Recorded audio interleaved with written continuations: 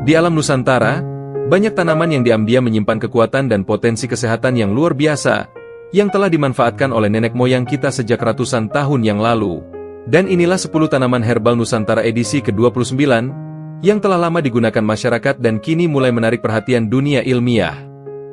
1. Tali putri. Terlihat seperti benang parasit yang menjalar tanpa daun sejati, tali putri justru menyimpan potensi medis yang besar. Di banyak daerah pesisir Indonesia, tali putri digunakan dalam bentuk rebusan untuk menurunkan demam, melancarkan haid, hingga meredakan gangguan pencernaan. Dalam pengobatan tradisional Bali dan Lombok, tumbuhan ini sering dijadikan ramuan pembersih darah.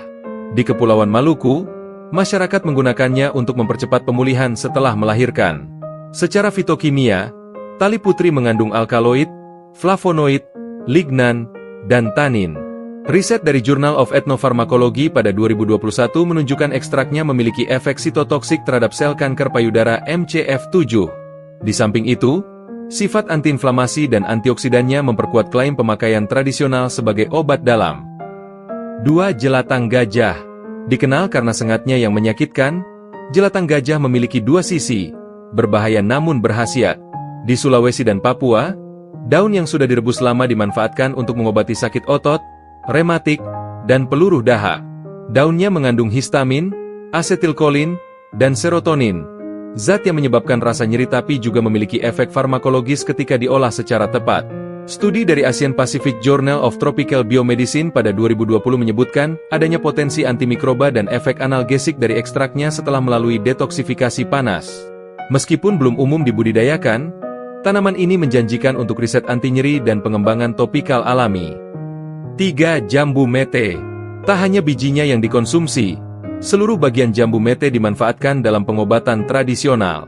Kulit batangnya digunakan sebagai antiseptik alami, obat sariawan, dan peluruh dahak. Di NTB dan NTT, rebusan daunnya dipakai untuk diare dan gangguan lambung.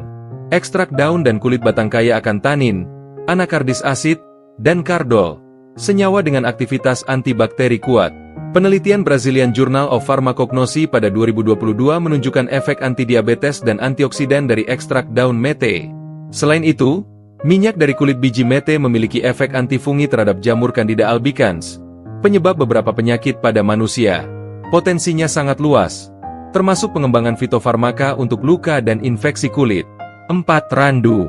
Pohon randu dikenal sebagai penghasil kapuk, tetapi daunnya memiliki manfaat tersembunyi. Di Jawa dan Sumatera, rebusan daun randu dipakai sebagai penurun panas, peluruh air seni, dan obat bisul. Di Kalimantan, kulit batangnya digunakan untuk mengobati disentri dan gangguan limpa. Daunnya kaya akan senyawa polifenol dan flavonoid. Studi International Journal of Pharmacy and Pharmaceutical Science di 2019 menunjukkan bahwa ekstrak randu memiliki efek diuretik dan mampu menurunkan kadar gula darah pada hewan uji. Secara tradisional, kulit akar kadang juga digunakan sebagai kontrasepsi alami pria dalam ramuan khas Dayak, meski riset tentang hal ini masih sangat terbatas. 5. Ketapang. Tanaman pantai ini dikenal luas karena daunnya sering dipakai dalam akuarium, tetapi secara tradisional daun ketapang digunakan untuk mengatasi diare, disentri, dan masalah kulit seperti eksim.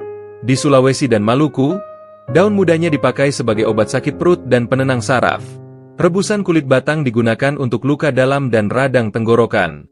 Ketapang mengandung tanin, flavonoid, galis asid, dan elagis asid. Banyak riset telah mengungkap efek antibakteri, antioksidan, dan anti-kanker dari ketapang. Studi BMC Complementary Medicine and Therapies pada 2021 menunjukkan aktivitas sitotoksik terhadap beberapa sel kanker dan efek hepatoprotektif. 6. Kelakai atau pakis bang. Di Semenanjung Melayu, pakis yang tumbuh liar di rawa dan tepi sungai ini biasa disebut lemiding. Di Kalimantan dan Sumatera, kelakai digunakan sebagai sayur sekaligus tonik penambah darah dan pelancar ASI.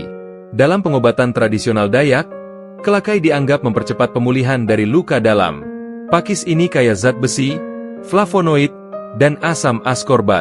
Penelitian oleh tim Universitas Lambung Mangkurat pada 2020 menunjukkan, kelakai memiliki potensi sebagai anti-anemia dan anti-inflamasi. Kelakai juga mulai dikembangkan sebagai bahan pangan fungsional tinggi zat besi bagi ibu hamil. 7. Akar kuning. Akar kuning, atau yang dikenal juga dengan sebutan akar kunyit, kayu kuning, atau dalam bahasa Dayak disebut sungkai langit, merupakan tanaman yang cukup legendaris di wilayah Sumatera, Kalimantan, dan Sulawesi. Batangnya berwarna kuning mencolok, dan digunakan dalam ramuan tradisional sebagai pembersih darah, penurun demam, dan obat penyakit dalam. Dalam pengobatan suku Dayak dan masyarakat adat Melayu, akar kuning dipakai untuk mengatasi malaria, gangguan hati, dan penyakit kulit. Potongan batangnya direbus hingga airnya kuning pekat dan diminum rutin sebagai penurun panas, atau sebagai obat pahit penetral racun tubuh. Secara ilmiah, akar kuning diketahui mengandung senyawa utama berberin dan palmatin, dua alkaloid isoquinolin yang berperan besar dalam aktivitas antimikroba dan antiparasit. Berberin secara luas diteliti memiliki aktivitas antiplasmodial, yakni mampu melawan parasit Plasmodium falciparum, penyebab malaria tropika, yang merupakan bentuk malaria paling berat dan berpotensi fatal. Ini menjelaskan mengapa tanaman ini digunakan sebagai anti-malaria tradisional.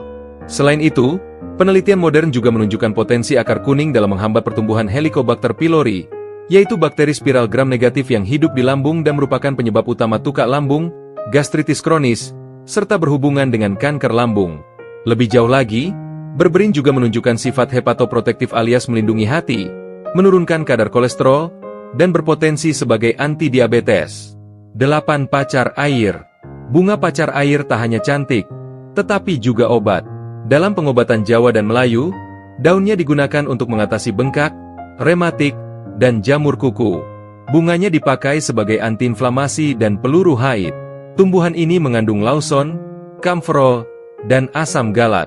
Riset International Journal of Molecular Science pada 2020 menunjukkan aktivitas antiinflamasi dan anti-jamur yang menjanjikan, terutama terhadap jamur dermatofit. Di Tiongkok, pacar air juga digunakan sebagai pewarna kuku tradisional dengan manfaat antibakteri alami. 9. Turi. Turi telah lama digunakan di berbagai daerah sebagai sayuran dan obat. Daunnya direbus untuk mengobati sariawan, demam, dan wasir. Bunganya diakini membantu produksi ASI dan menurunkan tekanan darah.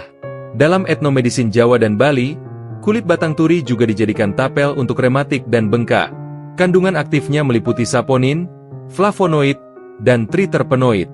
Studi fitomedisin di 2021 mencatat efek antioksidan dan neuroprotektif dari ekstrak daunnya. Selain itu, ekstrak bunga turi menunjukkan potensi antidepresan ringan. 10. Mara. Di Sulawesi, Papua, dan NTT, mara dimanfaatkan kulit batang dan daunnya sebagai obat luka, peluru haid, dan penghangat tubuh. Kadang dijadikan ramuan pasca persalinan. Tanaman ini mengandung tanin, stilbenoid, dan senyawa antosianin. Penelitian dari Universitas Hasanuddin menunjukkan ekstrak mara memiliki efek antidiabetes dan anti radang. Mara juga berpotensi besar dalam pengembangan antioksidan alami dan anti-aging berbasis tanaman tropis.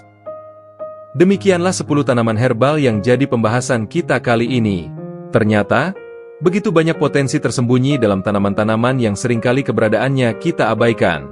Dan luar biasanya, pengetahuan lokal yang diwariskan turun-temurun ternyata selaras dengan hasil penelitian ilmiah modern, memberi harapan baru bagi perkembangan pengobatan alami masa depan.